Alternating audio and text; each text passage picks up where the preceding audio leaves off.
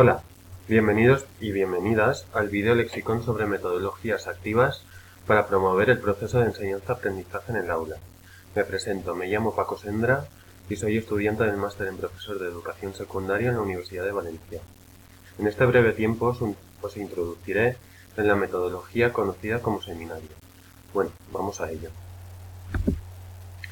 El seminario es una técnica de enseñanza basada en el trabajo en grupo e intercambio oral de información, utilizada para trabajar y profundizar desde el debate y análisis colectivo en un tema predeterminado.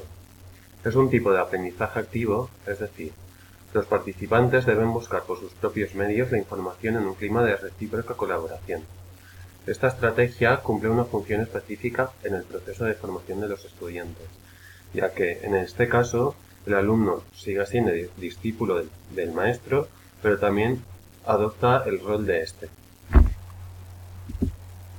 Los recursos necesarios para la consecución del seminario, serían el orador, el público, el tema, los recursos y el ambiente. El orador es la persona encargada de desarrollar el tema de la charla. Debe tener bastante dominio del tema a tratar y debe captar la atención de la audiencia. La audiencia sería el público. Es un grupo de personas generalmente numeroso al que se dirige el tema de la charla. El tema es el asunto que se desarrolla a lo largo de la charla, procurando que sea ameno, interesante, polémico para que se desarrolle con cierta controversia para generar ese debate que se espera y apropiado para esta audiencia. Los recursos necesarios serían los equipos y materiales que se utilizan en la presentación para facilitar el desarrollo de este tema. Pueden ser desde una mera presentación oral, como la que estoy haciendo yo, unas fotocopias o una presentación digital.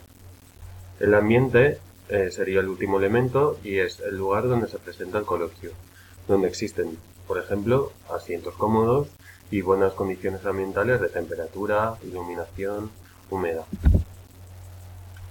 El procedimiento para desarrollar un seminario se divide en 3 fases.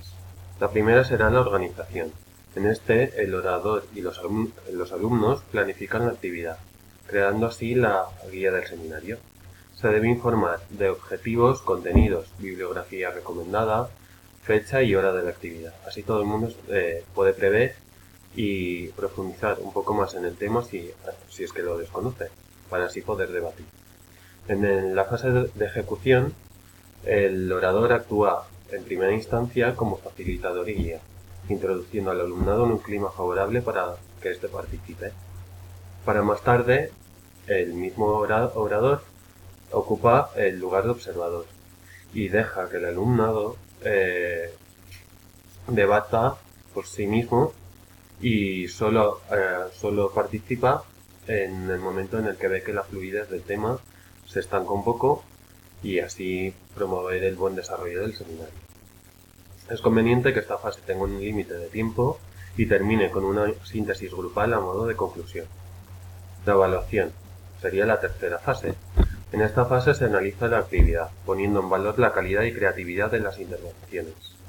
Se puede utilizar la evaluación por parte del profesor mediante una rúbrica, como ya hemos dado en clase, o una autoevaluación grupal. Se debe garantizar que exista una retroalimentación de todo lo dicho en el seminario, enfatizando en que el estudiante siempre será estudiante, es decir, que siempre está aprendiendo.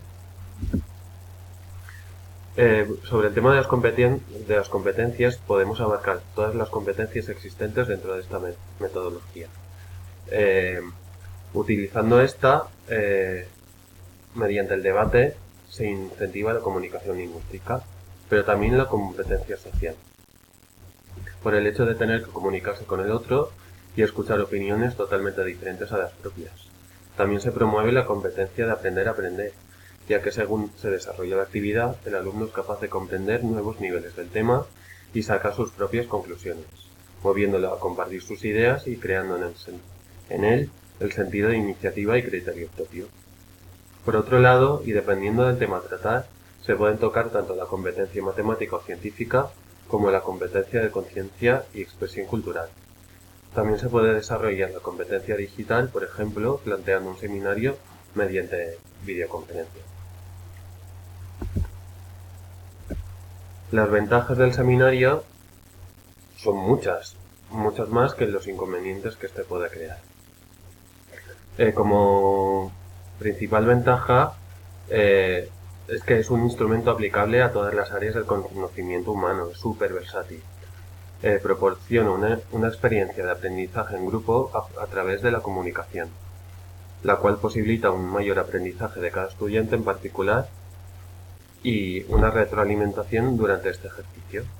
El seminario ofrece un control abierto de la realización del mismo en base a lo planificado, es decir, es bastante abierto a moverse en diferentes límites. También exige y posibilita que la modificación de estos recursos de los que ya hemos hablado antes. Lo más importante en el seminario es la intervención y la participación activa de estos estudiantes. Como conclusión diré que la calidad y el éxito de los seminarios dependen de una adecuada organización y planificación, la cual debe realizarse con suficiente tiempo de antelación a su ejecución, garantizando de esta manera la preparación de los estudiantes. Los seminarios participativos pueden aplicarse en un amplio abanico de asignaturas y temáticas. Es y ha sido una de las metodologías que más se han utilizado por su gran eficacia e integración del alumnado.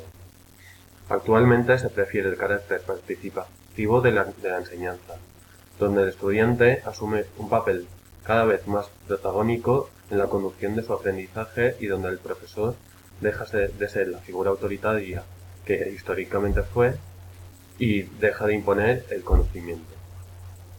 Bueno, esto es todo. Espero que os haya gustado y que os haya aclarado un poco. Hasta luego.